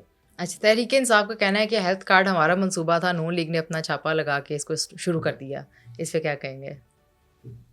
نہیں, تحریک انصاف کبھی نہیں غلط بولتی, وہ اپنے قائم رہتے ہیں جھوٹ کے جھنڈے پہ. اب میں بات کرتا ہوں لاجک اور ثبوت سے, میں کبھی لاجک اور ثبوت کے بغیر بات نہیں کرتا. ہیلتھ کارڈ کا آغاز 2014 میں پہلی میٹنگ ہوئی تھی پرائم منسٹر ہاؤس میں, جو مریم نواز صاحبہ نے چیئر کیا تھا. میں اس میٹنگ میں شہباز صاحب کی نمائندگی کر رہا تھا. اس کے بعد ہم نے کمپنی بنائی, اپنا کام شروع کیا, کانٹریکٹ کیا, ہیلتھ کیئر کمیشن کو ایکٹیو کیا, اسٹیٹ لائف سے کانٹریکٹ کیا, فائنینشیل لیگل سارا کر کے اس کمپنی کا میں چیئرمین تھا. ہم نے 17 ضلعوں میں 2018 سے پہلے اس کو لانچ کیا. ہمارا ان کا ماڈل فرق تھا. ہمارا ماڈل یہ تھا, ہم نے اس کو بہت اسٹڈی کیا تھا, پروفیشنل سے کنسلٹیشن ہم نے لی تھی. اس کا پہلا ماڈل یہ تھا کہ اس کو آہستہ آہستہ لے کے چلنا چاہیے. اس کو جب ہم ایک دم لے کے چلیں گے تو اس میں فراڈ, فوجری اور سرکار کا پیسہ ضائع ہوگا. ہم نے اس کو خطۂ غربت سے جو 40% پہ لوگ تھے نا, ان کے لیے شروع کیا 17 اضلاع میں, پرائیویٹ میں شروع کیا, پبلک میں شروع کیا, اور بہت اچھی سی کامیابی سے کیا. 2018 کے بعد چونکہ بڑا یہ کمال پروگرام تھا, بیا نواز شریف صاحب کا پروگرام تھا, اس کو اون کر لیا انہوں نے. اس کو اصولی طور پہ اتنی ان کے اندر ریئلائزیشن ہونی چاہیے عمران خان صاحب میں یا تحریک انصاف میں کہ سچ کو سچ مانیں. ریسکیو 1 and 2 تو ریزائی صاحب نے شروع کیا تھا, 5 ضلع میں شروع کیا تھا. شہباز صاحب کو 36 ضلع میں لے گئے. شروع تو چوہی صاحب نے کیا تھا نا. تو چیزوں کو کریڈٹ دینا چاہیے, کریڈٹ کو بدلنا چاہیے, مسخ نہیں کرنا چاہیے. تاریخ کو مسخ کرنے سے نا خرابی ہوتی ہے. تو پروگرام تو پیورلی ہم نے شروع کیا تھا. میں اس کا خود ایک وٹنس ہوں, اس کا میں کارواں کا مسافر ہوں جس نے اس کے لیے محنت کی تھی. آج ہیلتھ کارڈ چل رہا ہے الحمدللہ, اس میں ہم ریفارمز کر رہے ہیں اور بہت بہتر کام کر رہے ہیں, پرائیویٹ میں بھی کر رہے ہیں اور پبلک میں بھی کر رہے ہیں. ٹھیک. اچھا سلمان صاحب, ان کا کہنا ہے تحریک انصاف کا کہ جو ایئر ایمبولینس ہے وہ بھی بزدار دور کا منصوبہ تھا. چلیں, اگر بزدار صاحب کا منصوبہ تھا تو کوئی ایک پیشنٹ کون سا ٹرانسفر ہے کس شہر سے, دیکھیں نا چیزیں ایویڈنس بیس ہوتی ہیں نا. جی, اگر بزدار صاحب کے دور میں ایمبولینس تھی تو ان کا کانٹریکٹ کس کمپنی سے تھا؟ میں نے تو اس پروسیجر کو اس لیے دیکھا کہ میں 1122 بھی محکمہ میرے پاس ہے نا, تو رضوان اسکیر صاحب نے اس میں بڑی محنت کی ہے, سی ایم کی ڈائریکشن تھی, تو ہم اس میں بڑا خار ہوئے ہیں جو ہم نے کسی کو بھی شیئر نہیں کیا. کوئی کمپنی تھی نہیں جو ایئر ایمبولینس کا کام کرتی تھی. پھر آپ پیپرا کے بغیر جا سکتے ہیں؟ مجھے بتائیں, آپ کو کل کو آپ کے آڈٹ وغیرہ بن جائے گا, آپ کو ٹینڈر کرنا پڑتا ہے, کمپنیز آتی ہیں, کمپنی اس میں ٹینڈر کرتی ہیں, پھر کمپنی آپ کو خراب کرتی ہیں. یہ اتنا آسان کام نہیں ہے. آپ کسی کے بلا لیں تحریک انصاف کے جو متعلقہ وزیر تھے اس فیلڈ کے 1122 کے, تو ان سے یہ سوال پوچھ لیں, جو جس نے کام کیا ہوگا اسی کو سوالوں کا جواب پتا ہوگا نا. تو ہم نے جس کمپنی کے ساتھ کیا, بعد میں وہ مالک بیچارے ان کو ٹیومر ہو گیا. اب ہمارا ایگل فاؤنڈیشن کے ساتھ کانٹریکٹ ہے, ہمارے 3 جہاز ہیں, اور میاں والی بھاون نگر سے ہم پیشنٹ شفٹ کرتے ہیں, اور ہم اب بھکر سے شروع کر رہے ہیں, کیونکہ بھکر میں ہم نئی اسٹرپ بنوا رہے ہیں 20 کروڑ کی, اس سال وہ بن جائے گی, اور تیسرا شہر ہمارا بھکر ہوگا. تو پاکستان میں یہ کریڈٹ مریم نواز شریف صاحب کا کوئی جائے گا جنہوں نے ایئر ایمبولینس کو شروع کیا ہے. اگر بازار سے شروع ہوگا تو پھر مجھے آج تک یہ نہیں پتا کہ پیشنٹ کوئی ٹرانسفر ہوا ہے کہ نہیں ہوا. اچھا, شوکت خانم کی نقل کر کے کیا نواز شریف کینسر ہاسپٹل بنایا جا رہا ہے؟ یہی تحریک انصاف کا کہنا ہے کہ شوکت خانم میں سب سے بیسٹ سسٹم جو ہے وہ علاج مہیا کیا جا رہا ہے, جو کہ نواز شریف کینسر ہاسپٹل نہیں دے سکے گا. شوکت خانہ میں ایک بہت اچھا ادارہ ہے, اس کی زمین بھی میاں نواز شریف صاحب نے دی تھی خان صاحب کو, اور اچھا کیا تھا انہوں نے, اور شوکت خانم نے اچھا کام کیا. میں تحریک انصاف کی طرح کسی کے ادارے پہ تنقید کرنے والا شخص نہیں ہوں, نہ میری ماں باپ نے میری تربیت کی, نہ میری قیادت نے تربیت کی ہے. کینسر تو پوری دنیا میں ایک بیماری ہے, کینسر صرف شوکت خانہ میں ٹریٹ تو نہیں ہوتا نا, کینسر تو میو بھی ڈیل ہوتا ہے. کینسر میں شوکت خانہ میں ایک اسٹیٹ آف آرٹ ادارہ ہے. چلڈرن میں ہم شوکت خانہ سے زیادہ چلڈرن اسپتال جو ہمارا لاہور ہے, آپ کو پتہ ہے ہمارے پاس 100 بیڈ ہیں, وہاں پہ 25 بیڈ ہیں. ایک کینسر کیئر اسپتال شہریار صاحب کا بھی چل رہا ہے, وہ بھی بہت اچھا کام کر رہا ہے. تو پورے ملک میں کینسر کے حوالے سے کامیاب زیادہ ہر ادارہ کام کر رہا ہے. شوکت خانہ میں ایک ریسرچ سینٹر بھی ہے, اسٹیٹ آف آرٹ ہے. تو کینسر ایک لوگوں کی نیڈ تھی. شوکت خانہ میں بھی آپ کو پتہ ہے لیول 1 لیول 2 کو کیٹر کیا جاتا ہے, لیول 3 لیول 4 کا پیشنٹ تو وہ لیتے نہیں ہیں. تو ضرورت ایک ایسے اسپتال کی تھی جو لیول 3 لیول 4 کو بھی لے, اور اگر خدا نخواستہ کوئی شخص اس کی ڈیتھ بھی ہو رہی ہے تو اس کو پیلیٹیو جو اس کی کیئر ہے وہ ہو. تو یہ جو ہمارا اسپتال بن رہا ہے, اس کی یونیک یہ اس میں چیزیں ہیں کہ ایک تو یہ 100 بیڈ کا اس میں ہاؤس پاس ہے, جو جسے پیلیٹیو کیئر کہتے ہیں. لیول 3 لیول 4 کو پیشنٹس جن کا سروائیول بہت مشکل ہے ان کو بھی داخل کیا جائے گا. یہاں بون میرو 100 بیڈ کا ہے, پھر اس کے بعد دیگر وارڈز ہیں, پرائیویٹ کمرے ہیں, بنکرز بن رہے ہیں, آپریشن تھیٹر بن رہے ہیں, مشینیں بافرات آ رہی ہیں, یعنی گیما اور سائبر ایک نہیں آ رہی, 2 آ رہی ہیں, ایم آر آئی کئی آ رہی ہیں, سی ٹی کئی آ رہی ہیں, اور جتنا بھی متعلقہ لیٹسٹ اکوپمنٹ دنیا میں اس وقت اویلیبل ہے وہ یہاں پہ آئے گا. خدا نخواستہ نقل کی بات نہیں ہے، لیکن اس ہسپتال بھی بہت لوڈ آنا ہے اور پورے پاکستان کا آنا ہے. ہمارے پنجاب کے اسپتالوں میں پورے پاکستان سے لوگ آتے ہیں، لوگ سندھ سے بھی آتے ہیں، بلوچستان سے بھی آتے ہیں، کے پی کے کا بہت بڑا پنڈی اور لاہور آتا ہے، کے پی کے سے بہت لوگ آتے ہیں. تو کینسر اسپتال بیسیکلی پنجاب بنا رہے ہیں، لیکن ہے یہ پاکستان کا اسپتال، اس کی کسی کی نقل نہیں ہے. کینسر، کڈنی، لیور، سارے ظاہر ہم نے اسپتال بنانے ہیں. بیماری ہے اور بیماری پھیل رہی ہے. ٹھیک. اچھا کچھ رپورٹس کے مطابق شوکت خانہ میں ریجیکشن ریٹ بڑا زیادہ ہے، کچھ پیشنٹس کو ایڈمٹ ہی نہیں کیا جاتا، تو کیا نواز شریف کینسر ہاسپٹل میں بھی اس طرح ہوگا؟ ان کے اپنے ایس او پیز ہیں ان کے، اور وہ شاید اپنی جگہ اس لیے ٹھیک ہوں. جو کینسر کا لوڈ ہے اس نے ان کو اپنے مریضوں کو 1 بیڈ 1 ان کی ہے. یہ چونکہ ہمارا بیڈ 900 بیڈ کا اسپتال ہے، بہت بڑا 935 بیڈ کا ہے. اور یہاں پہ جو لیول 3 لیول 4 ہے، وہ میں نے پہلے آپ کو کہا تھا، کیونکہ شوق خانہ میں لیول 1 لیول 2 کو لیا جاتا ہے. ان کی پرائرٹی ہوتی ہے جو لوگ بچ سکتے ہیں ان کو بچائیں، اور وہ ٹھیک ہوں گے. اس میں کوئی یہ نہیں کرتا کہ وہ غلط کریں، لیکن چونکہ سرکاری اسپتال ہمارا ہے، ہم کسی کو ریفیوز نہیں کر سکتے. سو جب پلاننگ کی گئی ہے اس کی میڈیکل پلاننگ، تو اس میں یہ چیز آپشن رکھی گئی ہے کہ آپ 100 بیڈ ان پیشنٹس کی بھی رکھیں جن کو کوئی اور اسپتال داخل نہیں کرتا. اچھا پی کے ایل آئی میں بھی جو کچھ پیشنٹس ہیں انہیں بڑی مشکلات کا سامنا پیش آتا ہے، جو ضرورت مند افراد ہیں انہیں بھی کنسیشن نہیں دیا جاتا سارا کچھ سبمٹ کروانے کے بعد. اس کے لیے بھی کوئی جو ہے وہ کمیٹی بیٹھی ہے یا اس کے اوپر کوئی بات ہوئی؟ شکایت شکوے تو چلتی رہیں گی، اس لیے چلتی رہیں گی کہ جو بیمار ہے بیچارہ وہ خوشی سے تو جا نہیں رہا. پی کے ایل آئی میں 70% علاج فری ہے لوگوں کا. وہ ایک سسٹین ماڈل ہے، اور وہ ماڈل کامیاب ماڈل ہے. کامیاب ماڈل اس لیے ہے کہ گورنمنٹ نے اس کو بنا دیا، اسٹرکچر بنا دیا، 1 لائن گرانٹ دے دی. اب وہاں پہ جو اپر میڈیوکر کلاس جا رہی ہے یا رچ لوگ جا رہے ہیں، ان کا فری کرنے کی کوئی ضرورت نہیں ہے. ہمارا جو ڈفر تھا ہیلتھ انشورنس میں پی ٹی آئی کے ساتھ، وہ یہی تھا کہ آپ نے 100% یو ایچ آئی کر دیا ہے. میرا منسٹرز کا، ہمارے ایم پی ایس صاحبان کا، لینڈ لارڈس کا، صنعت کاروں کا، سب کا پریمیم حکومت دے رہی ہے. یہ حکومت کیوں دے رہی ہے پریمیم؟ ہم نے اگر ہیلتھ انشورنس کرنی تو اپنا پریمیم دے کے ہم خود اس میں شامل ہو. اس طرح پی کے ایل آئی میں جو پور آف دا پور ہے 70% پلس، وہ 100% فری ہے. وہاں پہ ایک اپنا کرائٹیریا ہے فائنینشیل. اگر آپ کے پاس گاڑی ہے، آپ ٹریولنگ کر رہے ہیں، آپ بل کتنا دے رہے ہیں، آپ کی پراپرٹی کتنی ہے، وہ سارا سسٹم پہ موجود ہے. تو وہاں پہ پھر جب دوست جاتے ہیں تو وہ بعض کا ان کو شکایت بھی ہوتی ہیں. تو وہ ان کا ایک اپنا سسٹم ہے، اپنے سسٹم پہ چل رہے ہیں. دیکھیں پہلا وہ اسپتال ہے جو جے سی آئی اسٹینڈرڈ ہے، joint commission international, south Asia کا پہلا پبلک سیکٹر اسپتال. انڈیا میں بھی کوئی سرکاری اسپتال جے سی آئی اسٹینڈرڈ کا نہیں ہے. اور اب آپ کو لیور کڈنی کے لیے پاکستان سے باہر نہیں جانا پڑتا. ابھی ہم نے جو کڈنی لیور پروگرام شروع کیا ہے سی ایم صاحبہ کا 7 ارب روپے سے، اس میں ہم لیور، کڈنی، کوکلر امپلانٹ اور بون میرو یہ سب ہم فری کریں گے. تو ہمارے جو سی ایم صاحبہ کے پروگرام آ رہے ہیں مختلف، اس پہ بھی ہم سپورٹ کر رہے ہیں، اور وہ سب پبلک پرائیویٹ دونوں جگہ کر رہے ہیں. لیور کے ہمارا 1 پیشنٹ ہو گیا ہے پچھلے ہفتے، اور کڈنی کے 30 پیشنٹس ہو گئے ہیں. پی کے ایل آئی میں بھی اب شروع ہونے لگے ہیں آپریشنس. تو یہ براہ راست ہم جو سپورٹ اس وقت کر رہے ہیں پور آف دا پور پیشنٹس کو، اور ارب روپے کے ہمارے پروگرام چل رہے ہیں. تو ان اسپتالوں کے ساتھ ساتھ سی ایم کے انیشیٹو بھی ہیں جو بے شمار چل رہے ہیں. ڈائلسس ہم نے ابھی 50,000 پیشنٹس کے لیے پروگرام اناؤنس کیا 10 ارب روپے، اور اس پہ میرے خیال کئی ہزار جو ہیں وہ ڈائلسس ہو چکے ہیں. تو ہم ہر جوہد پہ کام کر رہے ہیں. ایشوز ہیں، لوڈ بھی ہے اور آبادی بھی بہت ہے جی، اور شکوے شکایات ہیں، لیکن ہماری کوشش ہے جو وسائل ہمارے پاس موجود ہیں سرکار میں، ان کے ایک ایک پیسے کا جو ہے نا اس کا حفاظت بھی کریں، اور اس کا جو یوز ہے وہ بہتر سے بہتر کریں. ٹھیک ہے. اچھا سر یہ بتائیے گا کہ موٹر ویز پہ بھی آپ نے ایمرجنسی جو ہے وہ پلانس تیار کیے ہیں، اس سے کتنے لوگ مستفید ہو رہے ہیں؟ اس کی کیا ابھی تک رپورٹ ہے؟ 1122 میں ایک بڑا کمال ادارہ ہے، میں اس کو 1 سال سے ان کے ساتھ کام کر رہا ہوں. تو آتے ہی ہمارا ٹارگیٹ تھا کہ موٹر ویز کو ہم کور کریں. تو ہم نے سارا اس کا جب پلاننگ کی تو 76 ایمبولینسز تھیں جو ہم نے وہاں پہ لانچ کر دی ہیں، جنہوں نے اپنا کام شروع کر دیا ہے. وزیر اعلیٰ صاحبہ نے مہربانی یہ کیا کہ کیبنٹ سے ہمیں 317 ایمبولینسز ہمیں مل گئی ہیں، اور 3 فیزز مل گئی ہیں. 117 فوری آ رہی ہیں، پھر 117 جون کے بعد آئیں گی، اور 117 اس کے بعد آئیں گی. یہ کچھ 350 کے قریب ایمبولینسز ہیں. ہم ان کو ریپلیس کر رہے ہیں جو پرانی ایمبولینسز ہیں. تو ہم نے 76 ایمبولینسز شروع کر دی ہیں. پنجاب واحد صوبہ ہے جس کے جو موٹر وے ہے اٹک سے رحیمیار خان تک اور لاہور سے سیالکوٹ تک جو کور ہے، اور ہر 30 کلومیٹر پہ ایمبولینس موجود ہے. پھر ان کے ساتھ جو اٹیچ اسپتال ہیں ان کو بھی امپروو کیا گیا. ٹھیک ہے. اچھا سر ڈیزاسٹر مینجمنٹ کیونکہ آپ کے پاس ہے، تو اس سال بھی 2025 کے حوالے سے بارشوں کی پیش گوئی زیادہ کی گئی ہے، کیا اقدامات کیے جا رہے ہیں چھوٹے شہروں میں سیلابی صورتحال کے حوالے سے؟ میرے پاس جو ہے وہ ایک پی ڈی ایم ادارہ ہے، آپ ٹھیک کہہ رہی ہیں، ڈیزاسٹر مینجمنٹ جو اتھارٹی ہے، وہ میں اس کی کیبنٹ کمیٹی کا چیئرمین ہوں. اور ہمارے ڈی جی بڑے ہی انٹیلیجنٹ آدمی ہیں، عرفان کاٹھیا صاحب. ہم ان کے ساتھ کام کریں. پچھلے سال بھی سیلاب کی صورتحال پہ ہم بالکل باخبر تھے، الرٹ تھے. تمام ضلعوں سے ہمارا رابطہ تھا، جو ضروری سامان تھا ان کو دے دیا گیا تھا. اور صرف اس میں سیلاب نہیں، مری کی آپ کو پتہ ہے کہ جو برف ہے اس میں بھی ایک ایشوز ہوتا ہے. تو اس سال مری کے لیے بھی انتظامات بہت کیے گئے، جس میں ٹریفک پولیس بھی شامل تھی، انتظامیہ شامل تھی. تو پی ڈی ایم میں بہترین کام کر رہا ہے. اور اس کے ساتھ جو دراؤں کا کٹاؤ ہے، جو زمینیں دریاؤں کے کٹاؤ کا شکار ہوتی ہیں پورے پنجاب میں، چناب ہے یا جہلم ہے یا سندھ ہے، اس میں چاہے سرکاری سٹرکچر ہے یا پرائیویٹ پراپرٹی ہے، اس کو بھی ہم دیکھتے ہیں اریگیشن کے ساتھ مل کے نا، وہ بھی ہم پیسے ریلیز کرتے ہیں کہ ان کو وہاں پہ سبب بنائے جائیں یا کوئی ایسا بند بنایا جائے کہ وہ زمینی کٹاؤ سے بچ جائے. ہمارے پاس سسٹم بہت کمال موجود ہے. ہم تبت سے فالو کرتے ہیں. جی ہمیں تبت میں جب بارش ہوتی ہے تو پتہ ہوتا ہے کہ سندھ اور چناب میں پانی کہاں سے آ سکتا ہے.